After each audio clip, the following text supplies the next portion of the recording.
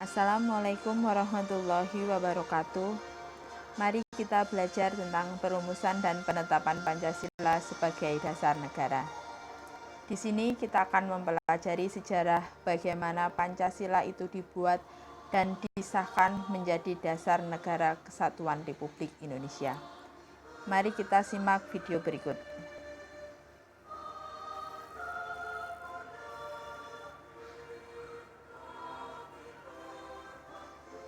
Perumusan Pancasila sebagai dasar negara diawali dengan terjadinya peralihan penjajahan di Indonesia dari penjajahan Belanda ke penjajahan Jepang pada tahun 1942.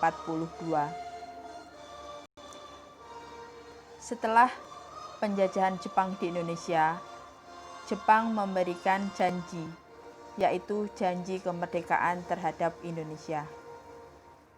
Sehingga pada bulan Maret tahun 1945 dibentuklah BPUPKI. BPUPKI ini merupakan prakarsa dari Perdana Menteri Jepang yang bernama Kuniaki Koiso. BPUPKI itu sendiri merupakan singkatan dari Badan Penyelidik Usaha-Usaha Persiapan Kemerdekaan Indonesia. Di sini BPUPKI mengadakan 2 kali sidang.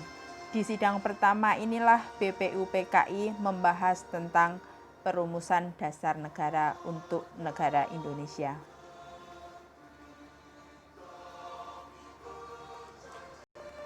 Pada sidang BPUPKI yang pertama, terdapat 3 perumus dasar negara bagi negara kita. Yang pertama adalah usulan dari Muhammad Yamin yang memberikan usulan yang pertama, peri kebangsaan, peri kemanusiaan, peri ketuhanan, peri kerakyatan, dan peri kesejahteraan rakyat. Usulan yang kedua dari Profesor Supomo yang memberikan usulan persatuan, kekeluargaan, keseimbangan lahir batin, musyawarah, dan keadilan rakyat. Usulan yang ketiga datang dari Insinyur Soekarno yang memberikan ide gagasan untuk dasar negara Indonesia. Pada tanggal 1 Juni tahun 1945, Insinyur Soekarno mengemukakan pendapatnya tentang dasar negara kita, yaitu kebangsaan Indonesia, internasionalisme, mufakat dan demokrasi, kesejahteraan sosial, dan ketuhanan yang Maha Esa. Dan pada tanggal itu pula beliau memberikan nama untuk dasar negara kita, yaitu diberi nama dengan nama Pancasila.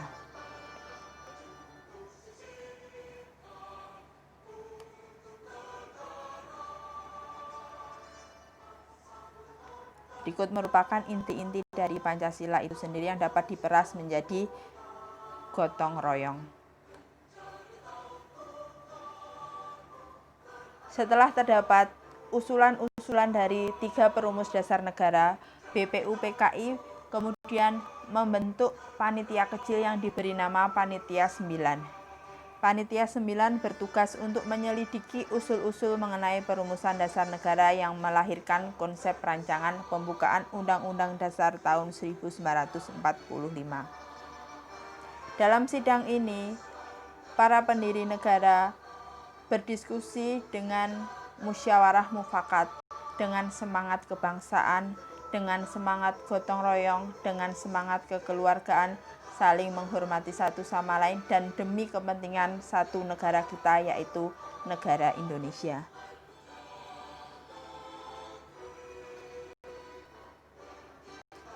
Panitia 9 kemudian pada tanggal 22 Juni tahun 1945 menghasilkan Piagam Jakarta atau biasa dikenal dengan Jakarta Charter atau biasa dikenal juga dengan nama Muqaddimah.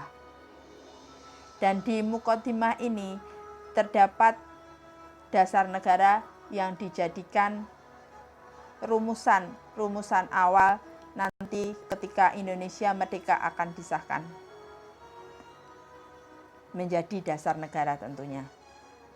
Nah, dalam Piagam Jakarta ini termaktub rumusan dasar negara yang berbunyi sebagai berikut. Yang pertama, ketuhanan dengan kewajiban menjalankan syariat Islam bagi para pemeluknya. 2. Kemanusiaan yang adil dan beradab. 3. Persatuan Indonesia. 4. Kerakyatan yang dipimpin oleh hikmat kebijaksanaan dalam permusyawaratan perwakilan. 5. Keadilan sosial bagi seluruh rakyat Indonesia. Seperti itulah proses perumusan yang terjadi pada sidang pertama BPUPKI. Kemudian pada tanggal 7 Agustus tahun 1945, BPUPKI digantikan menjadi PPKI, yaitu Panitia Persiapan Kemerdekaan Indonesia. Sehingga pada waktu Indonesia sudah merdeka, PPKI selang sehari mengadakan sidang. Sidang tersebut tanggal 18 Agustus yang menghasilkan yang pertama, mengesahkan Undang-Undang Dasar, yang kedua, memilih dan mengangkat Presiden yaitu Insinyur Soekarno, Wakil Presiden yaitu Muhammad Hatta, dan yang ketiga adalah hasilnya membentuk Komite Nasional untuk membantu tugas Presiden sebelum DPR MPR terbentuk yang diberi nama KNIP. Pada tanggal 18 Agustus ini, terdapat perubahan materi Undang-Undang Dasar yang dihasilkan oleh BPUPKI. Kata muqaddimah diganti dengan kata pembukaan. Pada pembukaan alinea keempat, anak kalimat ketuhanan dengan menjalankan syariat Islam bagi pemeluk-pemeluknya diganti dengan ketuhanan yang Maha Esa.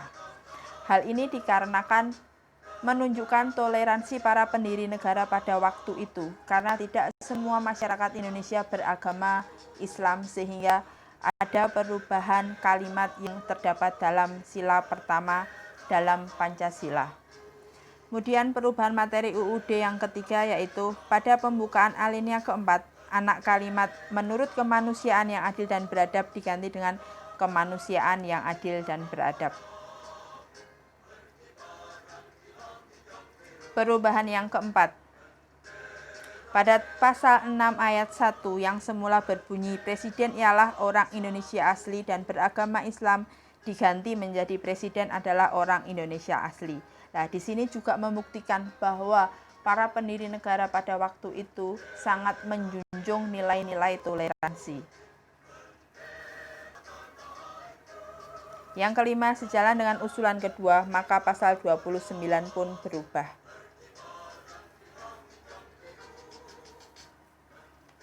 Pada tanggal 18 Agustus tersebut, UUD 45 itu disahkan menjadi konstitusi negara kita. Secara sah juga Pancasila juga sah menjadi dasar negara kesatuan Republik Indonesia.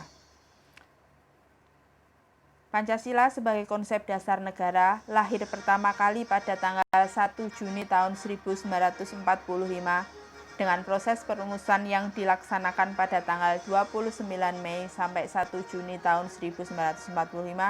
Kemudian Pancasila disahkan pada tanggal 18 Agustus tahun 1945 sebagai dasar negara. Ideologi Pancasila diletakkan oleh pendiri negara ini sebagai ideologi yang menjiwai berbagai kehidupan kenegaraan dan kemasyarakatan bangsa Indonesia. Dasar pemahaman, penghayatan, pelaksanaan Pancasila harus terdapat pada jiwa seluruh masyarakat Indonesia, sehingga negara Indonesia dapat berdiri tegak, mandiri, dan kekal berdasarkan Pancasila. Jadi mari kita melaksanakan nilai-nilai Pancasila pada kehidupan sehari-hari. Begitulah tadi tentang proses perumusan dan penetapan Pancasila sebagai dasar negara. Jadi kita tahu kapan Pancasila itu dirumuskan, prosesnya seperti apa, dan sehingga akhirnya bisa disahkan menjadi dasar negara kita pada tanggal 18 Agustus tahun 1945. Demikian untuk materi ini. Terima kasih atas perhatiannya. Wassalamualaikum warahmatullahi wabarakatuh.